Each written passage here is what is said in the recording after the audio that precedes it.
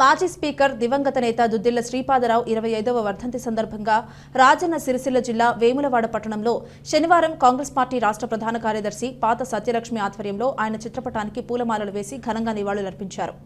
ఈ సందర్భంగా ఆయన చేసిన సేవలను కొనియాడారు. కార్యక్రమంలో కాంగ్రెస్ పార్టీ సీనియర్ నాయకులు, కార్యకర్తలు పాల్గొన్నారు.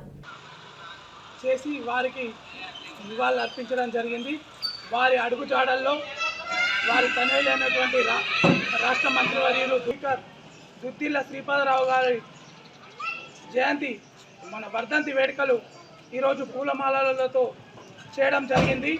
ఆయన సేవలను కొనియాడుతూ వారి అడుగుజాడల్లో మేము నడుస్తామని తెలియజేస్తూ వారిని ఆదర్శంగా తీసుకుంటూ పేద ప్రజల ఉన్నతికి మేము తోడ్పడతాము, పాటుపడతామని తెలియజేస్తూ ఈ అవకాశాన్ని ఇచ్చిన పెద్దలందరికీ కృతజ్ఞతలు తెలియజేస్తూ ఘనంగా నివాళులు అర్పించడం జరిగింది ఈరోజు వేములవాడ కేంద్రంలో.